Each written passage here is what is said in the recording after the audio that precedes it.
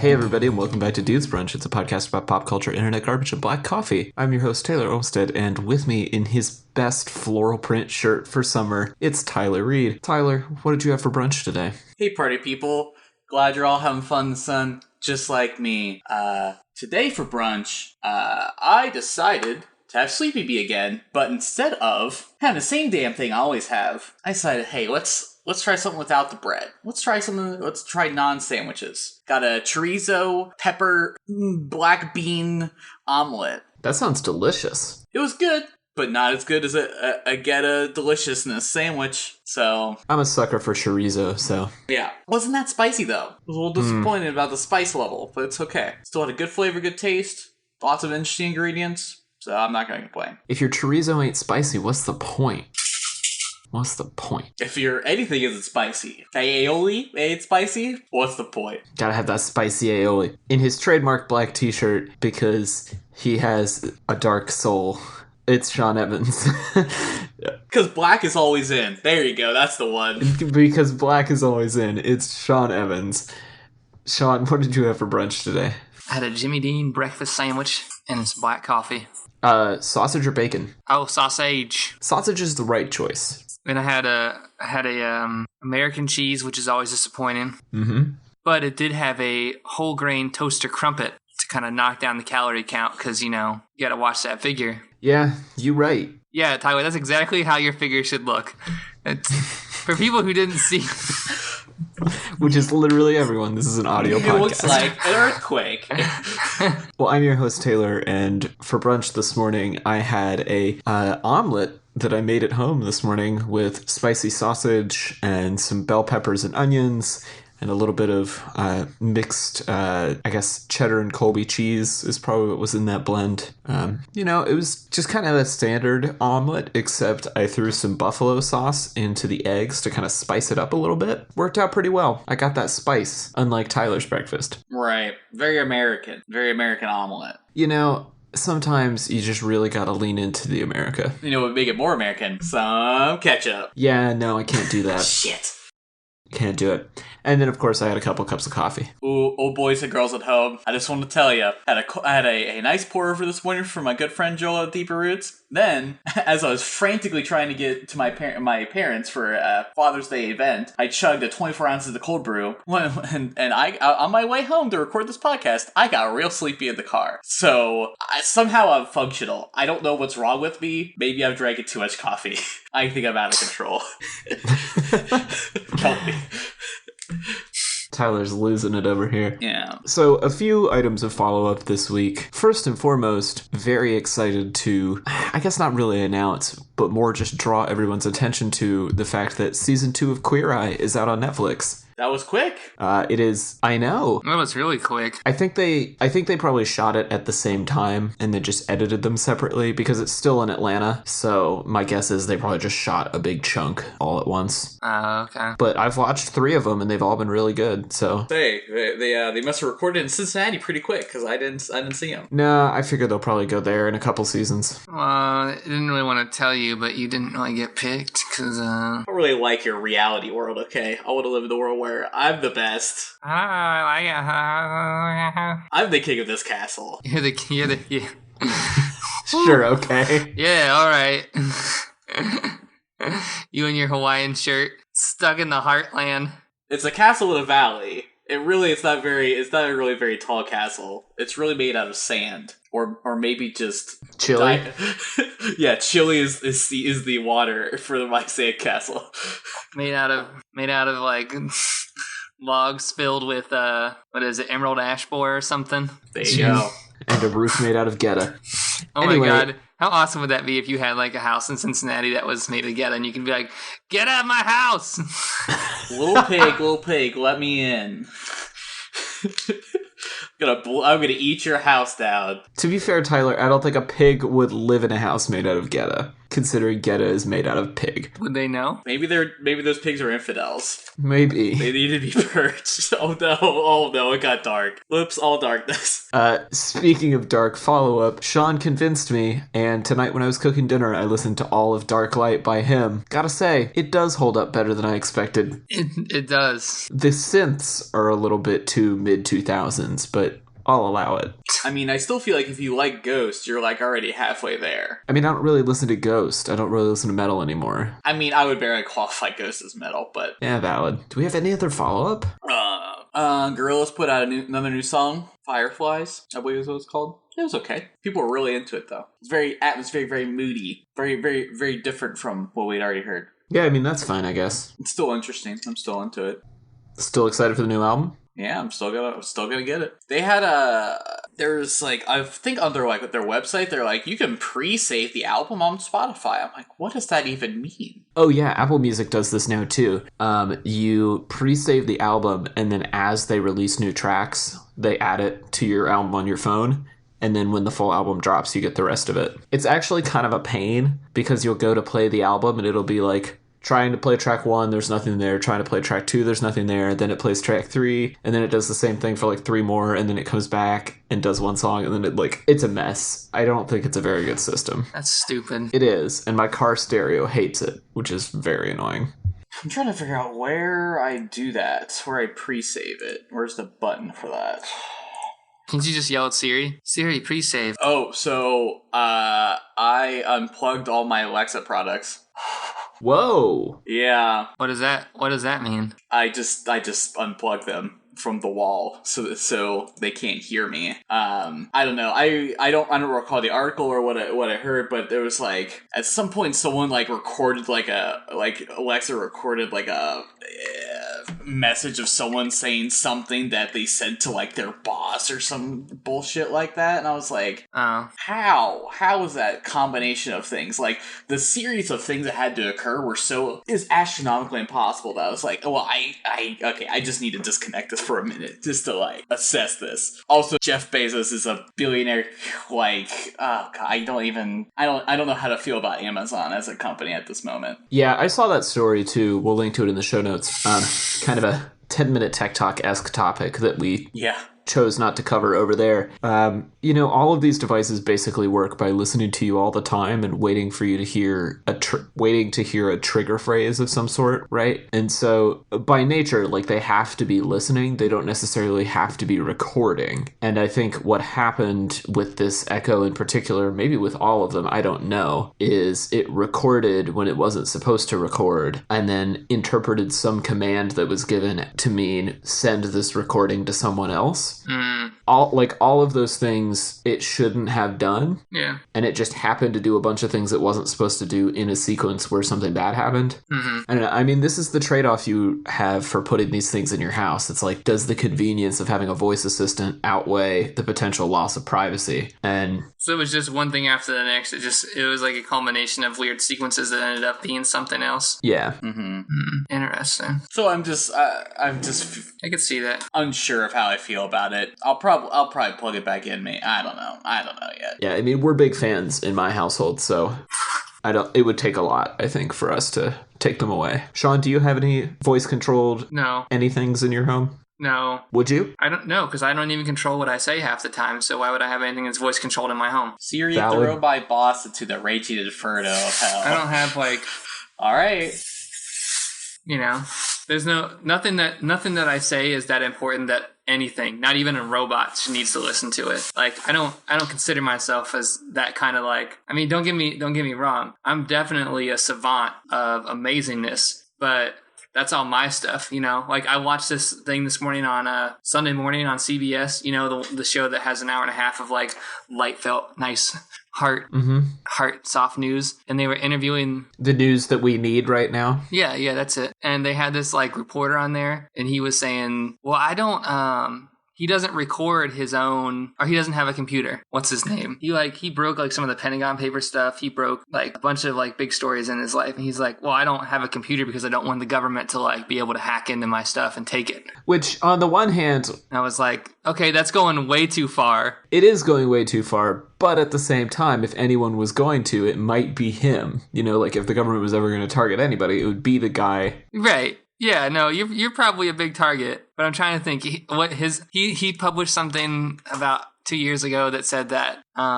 his last big story was that SEAL Team 6 was like a staged operation. Wow, that's heady stuff. Yeah, so yeah. Kind of on this topic, I heard about a book today that I want to check out, and I think Sean and some of our listeners will like it. It's called New Dark Age, Technology and the End of the Future. It comes out a little bit later this year, but the thesis of this book essentially is that we're living in a new dark age because while there's all this technology and all this information around us, we have no idea how any of these systems actually work. Mm-hmm. And so we're effectively as blind as people were during the Dark Ages to like the actual mechanisms of power. Yeah, it seems a little paranoid, but also interesting, and I'm definitely going to read it when it comes out. So I'll put links to that in the show notes as well. I mean, just that concept, yeah, seems pretty appropriate. I agree. What are your thoughts, Sean?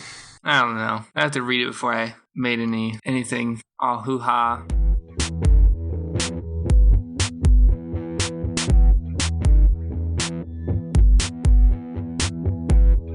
So our topic this week comes from Sean, who found maybe the coolest series of YouTube videos I've seen this year. What? Little me. This is so awesome. I love this so much. Please explain what this is to our listeners. Okay, so backstory about how I got onto this. I'm looking for a new bike, but I don't know what genre of bike I want to get into. So, you know, when you just go along and you're searching crap, leads you down some fun little side back alleys and stuff. And I found myself stumbling upon this BMX rider whose name is Nigel Sylvester. This dude is like apparently a hit among BMX currently. I really didn't think that BMX was still a thing that kids were doing, people were doing, but now that I've like clicked on it and I've gone down the click hole, I found that it is still extremely popular, especially with millennials, which is really weird. Like we're actually still out there buying BMX bikes, and I kind of want one now because I want to be cool. I missed that part of myself. But back to Nigel Sylvester.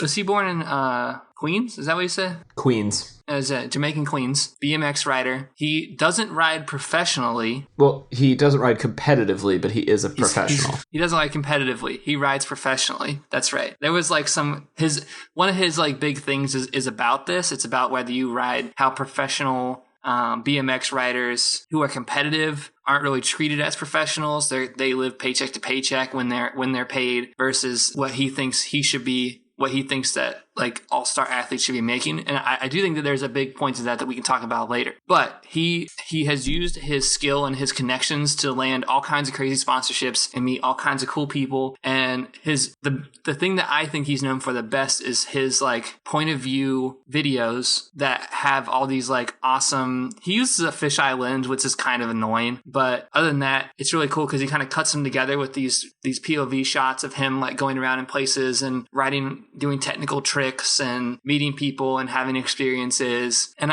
that's just like, it really was refreshing to see because I thought I want to talk about this on here because it combines something that we're all into. Like I know that Taylor's very much into that, like do your own hustle, you know, make your dreams real by doing what you do and being creative. Tyler's got that creative sense in him that's also very close and akin to that, but he's also very into storytelling, so I figured he would like that. Not to mention the POV writing style and video editing is very video gamey to me because it comes from that like first person view. So I thought Tyler might be interested in that, and I like bikes. I just like to watch people ride bikes. I don't know, something wrong with me, but yeah. So what do you guys think? What do you think about Nigel Sylvester?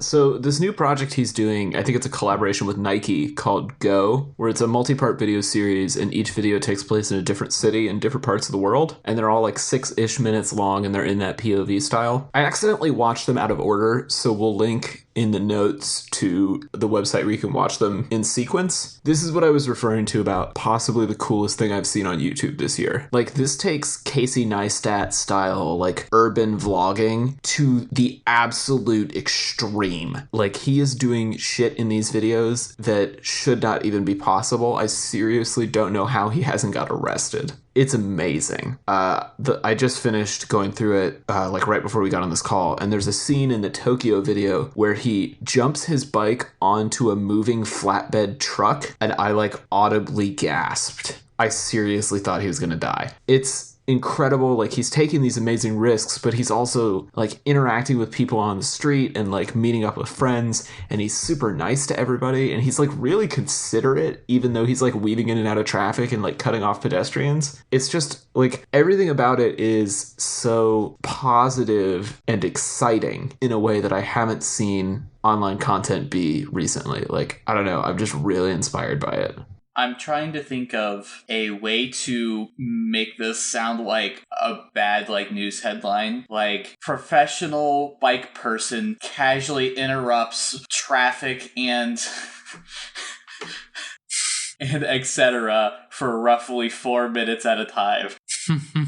Because it's just like, but Sean's right, that is a little kind of like almost video gamey. Like, E3 just happened, and it feels like a lot of like videos that they have of people playing is where it's like this sort of like faked like team audio where people are playing a game together, but it's really just like a scripted thing, and they kind of have like, or it's like a basically it's like it's what the game could look like, but it's like basically already made footage. Like, it's like they just did this, but like made like basically a small movie with like audio over on top of it, and it kind of feels like that. Mm-hmm. And except I think it's a lot better. And I forget, like, because Taylor's right, that it kind of almost looks and feels like a Casey Neistat video, but there's something else that this feels like, and I don't know what that is.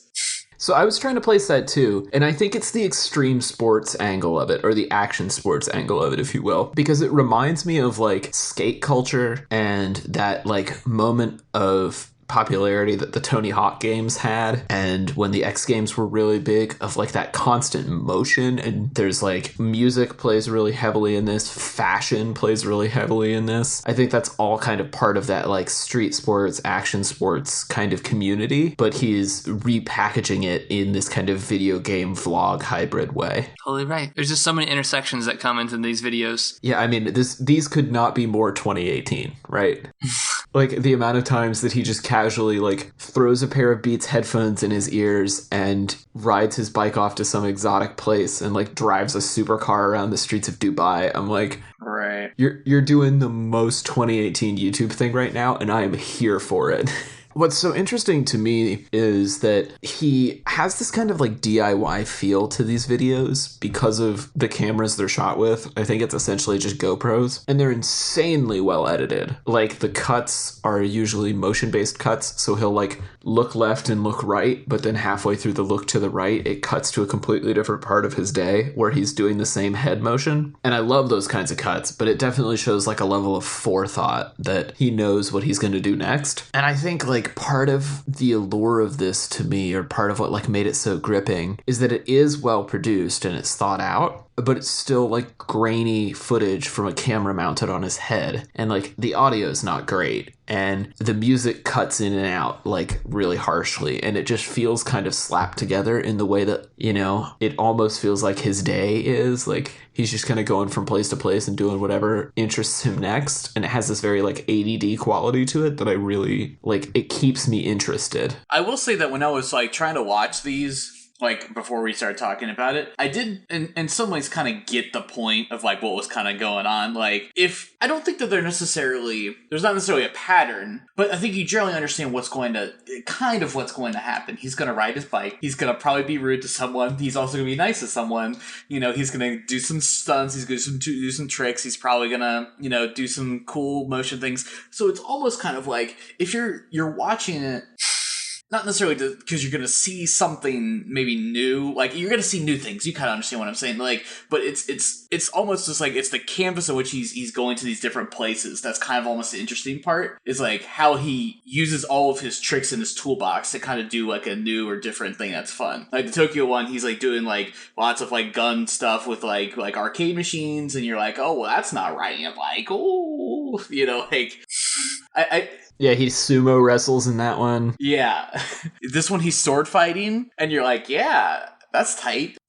It's interesting too, like, he's definitely in that scene of people with folks like Casey Neistat, where when they travel, they like participate in these crazy experiences. And if you follow a few of these people, you start to like see the same things, right? Like everybody, when they go to Dubai, does the indoor snowboarding park. It's like the YouTuber thing to do, right? But it's also just awesome. Right, and like you're not upset to see that again. Yeah, and the way that he shoots it is totally different than the way that Casey shot it with a drone. And so I feel like I don't really mind the repetition, but I do think like seeing him go to like more and different places is really what I want next from this series. Like he's done New York, LA, New York, LA, London, Paris, Tokyo, and Dubai. And I feel like I would love to see like the south of France, like where the Tour de France goes, or like, I don't know, like Rome, or just like places that we don't usually see in this vantage point. Because part of what's so cool about these videos is like they're at street level. They're at like essentially your eye level if you were walking through the city, but they move really fast. And so you get like the hit by hit of like all these different cities. Right.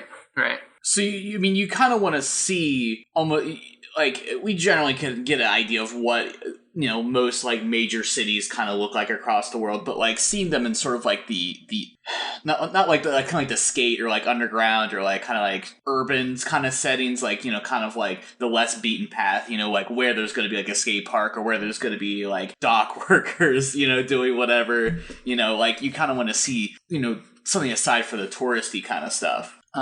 So it kind of sounds like to me, Taylor, is that like you kind of what I was just saying, where I was like, you kind of understand, you get the joke, you get the point of kind of what he does. And are you bored by like if he was just in New York for like 5 episodes? Do you think you'd be like, I'm done with this? Or do you think if he did like if as long as he kept it interesting, do you think that would be still exciting? Or do you think the different locations are what make it more interesting, like the geographic? The locations help, but I think he's done a really good job of making them all feel culturally distinct. And you could do that in a city like New York, right? You could do an episode on each of the 5 boroughs, for example. It just takes a little bit more, like, you got to be more intentional, I think, when you're staying in one city the whole time. You got to really dig out the good stuff. Sean, I know you were like big into bikes and everything, and you did some BMX in your time and mountain biking, and I don't remember you being really into like skateboarding and that kind of scene when we grew up though. So like, do you have that action sports connection with this, or is it like purely the bike culture? Like, it's probably more bike culture than anything else.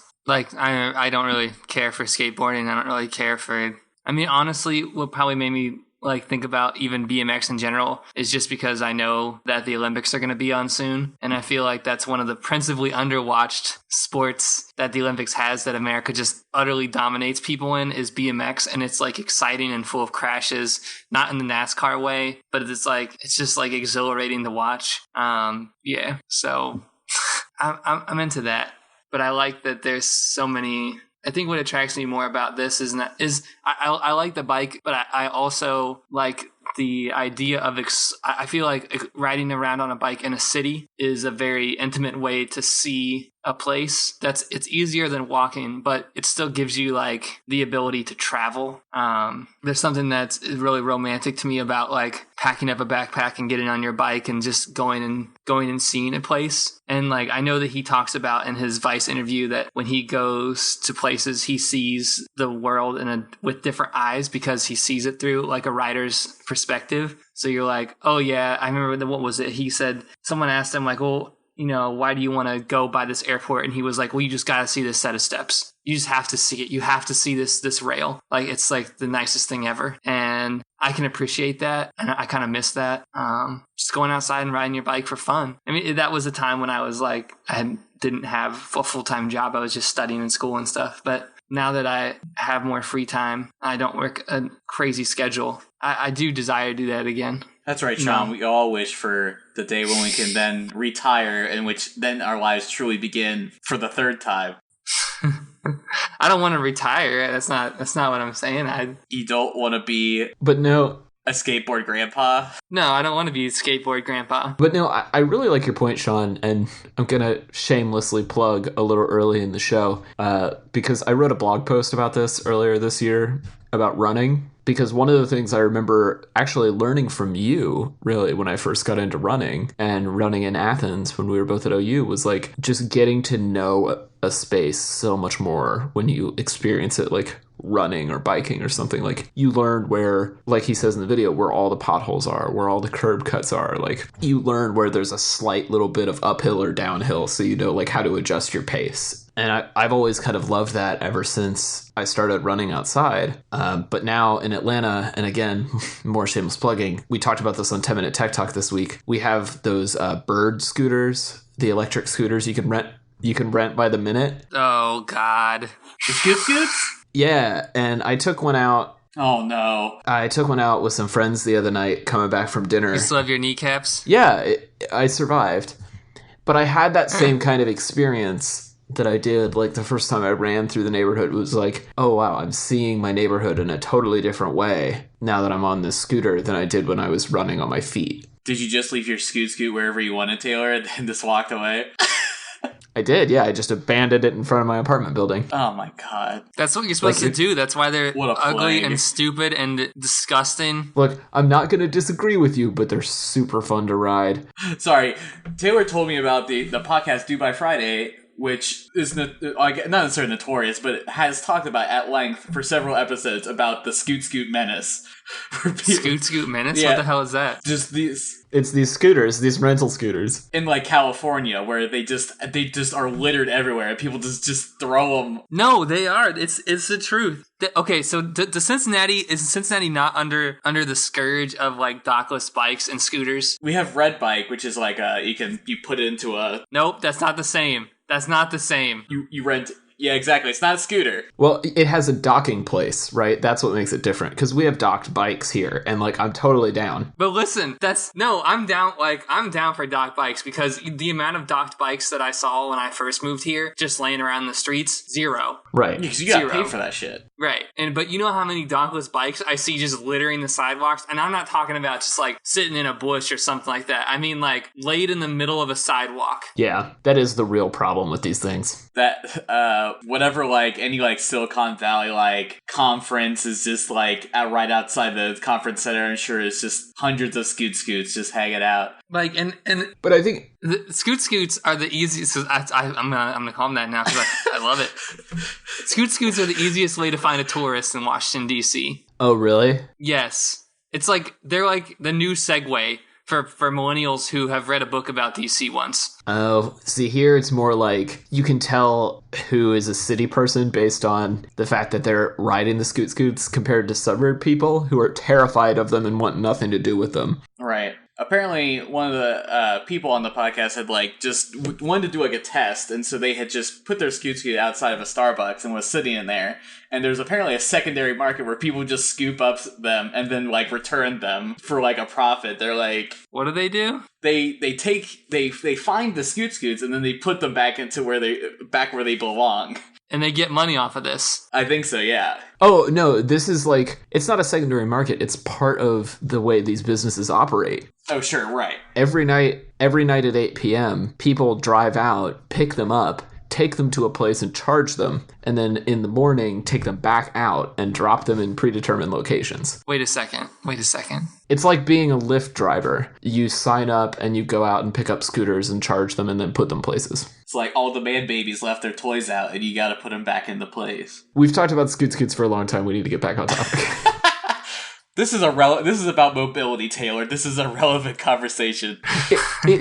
It is, though, and that's what I wanted to kind of bridge us with is I think we're seeing more and more interest now in like alternative forms of mobility in cities, things other than just walking in cars. And that's one of the things that I actually love about these videos the most is he talks a lot about like using his bike to express himself. And normally I would find that as like kind of a corny, hokey thing.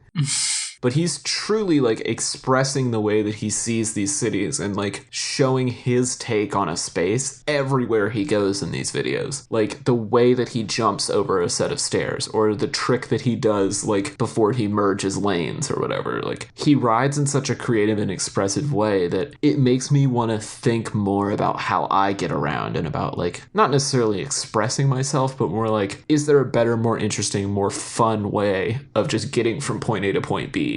Do you guys feel that at all? I was so busy watching these videos, I'm just mesmerized. I'm so mesmerized. I'm so mesmerized. He's just riding around, and he's having a great time. So like, what do you take out of this, Sean, as somebody who rides a bike in a city? Like, No, this is fun. is this going to change the way that you ride? Is it going to like... No, because I ride for safety. Yeah, this is definitely not for safety. No, definitely not a safety for fun bike experience. This is a chaotic, makes you not want to ride in the city because he rides in the wrong way in traffic and stuff, kind of like just to see if he can get a rise out of people sometimes, which makes his videos seem a little bit jerky, but I don't know. Sometimes people on sidewalks, even when you're walking, are annoying. There's no reason to walk 3 wide on a 2-person sidewalk, okay? Ducklings. Ducklings, all right? But still. What else do we need to cover with this? Tyler, does this make you want to ride a bike? Do you know how to ride a bike? I do. I've never seen you do it. Okay, well, that's fair. I currently don't have a bike, but I have been wanting to... I think I'm interested in not necessarily ditching the car, but just... like, because from my house to the nearest coffee shop is like a 45-minute walk, like a 45, like, it's not very far, like, really, if I like just actually like walked at a real pace or like ran or whatever. But I'm like, if I had a bike, I'd probably go there more often. So I'm really, I'm probably going to switch apartments here soon, and I'm going to try to stay in the same area. And I mean, if at all closer, I mean, I'm definitely considering getting a bike so I can go to a grocery store or whatever, get a lot of my stuff. I think I want to use it almost primarily for utility, less about entertainment. Although I did, as a child, just ride my bike in places around my neighborhood to the farthest ends of my sheltered suburbia dreamland. Your neighborhood was like 3 miles long, though, so let's not... Yeah, there was a lot. Let's not... We would also frequently walk that path. Pretend like your neighborhood was small. Oh, youth. Although when you guys moved, it was only literally like 2 streets, maybe a quarter mile down the street from where you... From a not subdivision to a subdivision. Right. It did. Tyler Reed, same bus his whole life. Yeah.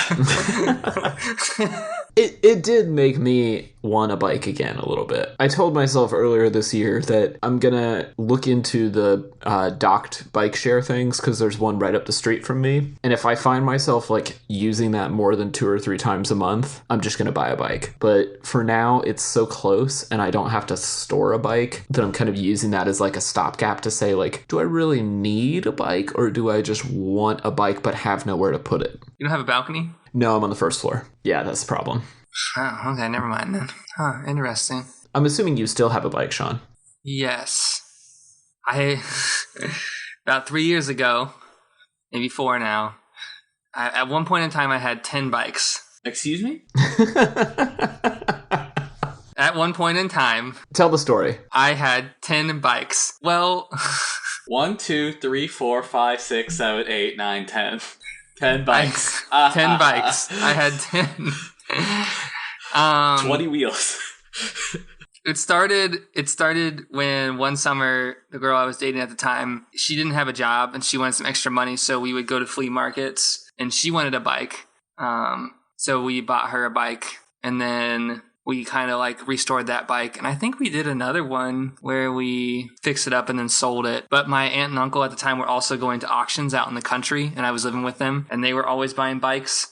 So that also encouraged me, but I had some from when I was a kid. I had like a mountain bike and a road bike and a BMX bike. Then I had another road bike before I went to college. So basically when I was an undergraduate, it just started like stacking up. And over the course of about a year or 2, I basically either gave them away or sold them away, most of them. And then I just gave my last bike that I don't ride, that first one that I got when I went to college, I gave it to my brother because he was looking for a bike, because I think he works within biking distance of where he lives. So I gave him that bike.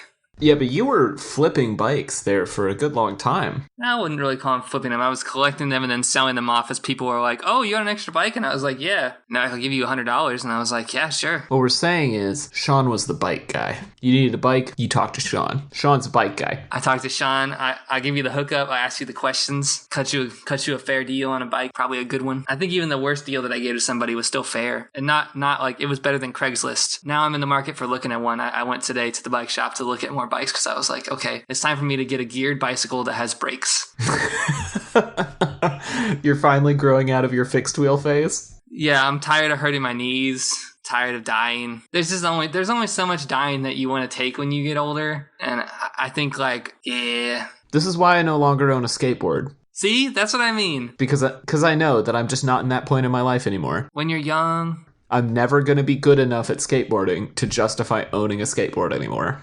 Like, I'm just thinking, like, how much do I want to invest in this? Like, how much am I actually going to learn? Like, I was looking at getting a BMX bike after watching these very inspiring videos, and I was like, how to do a bunny hop? And I was like, I don't want to go in the back of my parking lot and at where I had to find some secluded place to go learn how to do all this stuff now, so I can't be embarrassed because I'm like that guy, from when we were like 12 years old and going around stuff, and you always saw that like 30-year-old dude that was like, oh yeah, I'm gonna ride my skateboard, bro. And you're like dropping in and like falling, where they're like, and you're like, what are you doing? They're like, I'm practicing falling so I can be better at this sport. And you're like, weirdo. That's not me anymore. Yeah, I admire Nigel's dedication, but it's clear that he picked this up very young, and there's no way that I could do this at this stage of my life. Right, exactly. I want to do things that older people do, like go to REI on a regular basis. That's what I want to do.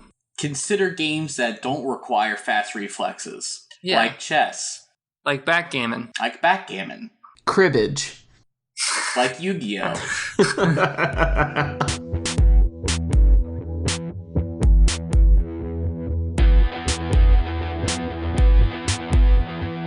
Okay, you ready for some internet garbage? Am I ever? Sean, I'm so glad that you took the reins this week. What do you have? I hope it's absolutely atrocious. Hold on, I need to pull it up real quick. Boy, I sure hope we aren't making fun of someone again. We are. Whoop, whoop. All right, well. Okay, so basically, the backstory about how I found... Please be a juggalo, please be a juggalo. No, it's not. How I figured this out was... Please be an anime. It's not. Oh my god, it has to deal with meat people in meat space, you freaks. Basically, how I stumbled upon this was one of my coworkers is really into this kind of video. She finds like hilarious things on Twitter, and this bad boy popped up, and now we yell at each other in work. And by yell, I mean we say it to each other at work. But it's pretty funny, and I want to thank Lindsay for showing us this, because every time I see it, I still crack up. So what'd you think? This is fantastic. Tyler, would you describe this video for us? Would you tell me how this video runs down? So, in this video, we see a silver minivan. I don't know, a car, and we see this nice lady who's about to get into her car, and appearing out from, I guess, this window of sorts, this person begins to yell about a shark and informs the lady that she should run. To which the woman seems confused for a moment, but gives into this man's demands and begins to run for cover. Tyler, is there any water around this? She's in a parking garage. Now, we don't know where this takes place. This could be in Florida or California. And those are all you coastal states that I know. Oh my god. Yeah, because you know what doesn't have coasts on both sides? Ohio.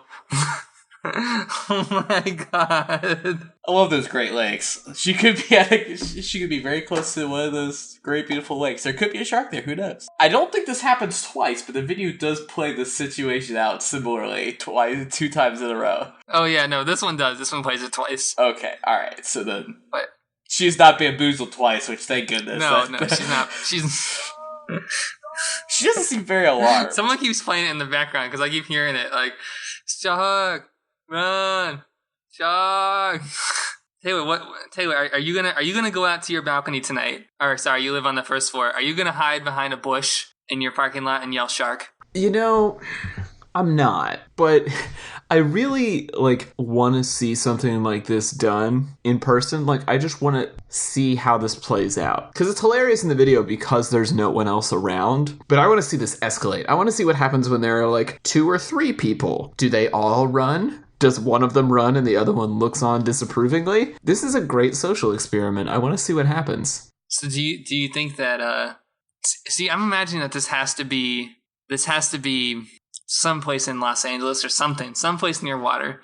Because I imagine if he yelled this in like Iowa City or something, that people aren't gonna like run like that. But I don't know.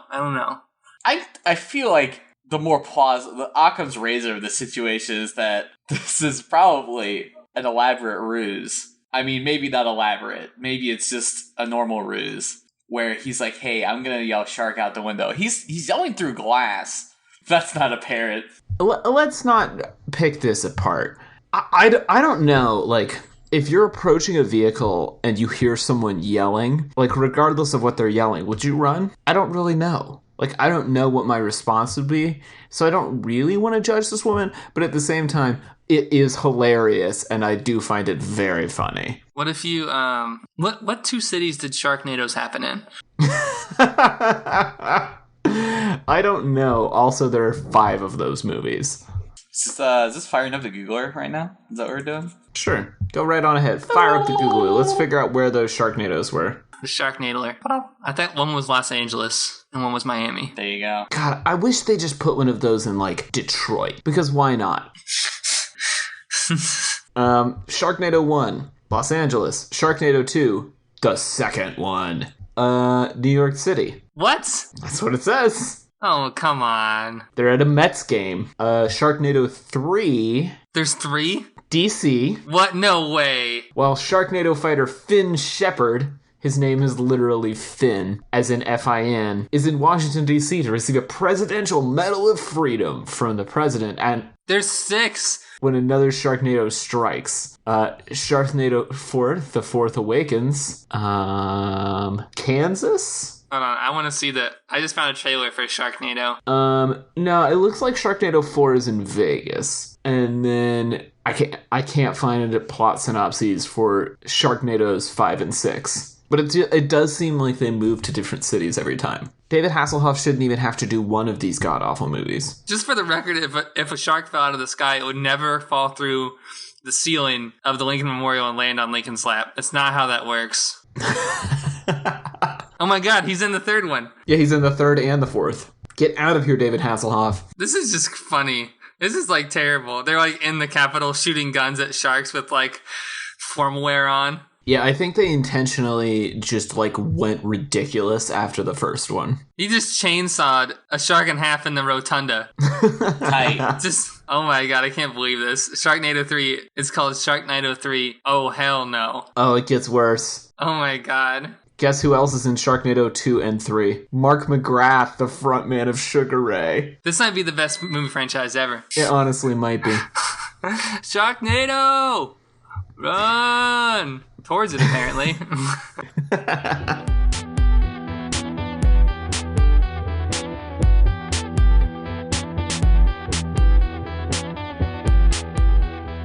All right, now it's time to wrap up the podcast like we always do with a round of shameless plugs from the panel. We will start with Tyler Reed. Tyler, where can the people find you and your work online? Hey everybody, you can find my design illustration work at tylerdreed.com, and you can find me on socials as TDRDesign on Instagram and Twitter. Plus Ultra. Sean Evans. Sean Evans, if the people want to find and talk to you, where can they do that? You can find me on Twitter at RealCashOtter. I forgot what my Twitter handle was because I was thinking about changing it again. Don't. You can't. Don't. Well, because I don't think people read it right. I don't think they read it as Real Cash Otter. I think they read it as Real Cash Hotter. Tweet Real Cash Otter to tell which way you think it's pronounced. This is the most first world problem I've ever heard. You can find me on the internet as at TC Olmsted or at tcolmsted.com. You can like and follow the show at Dudes Brunch. If you really like what we do here, you can leave a review on iTunes or recommend us on Overcast. And of course, as always, we will talk to you again next week on another episode of Dudes Brunch.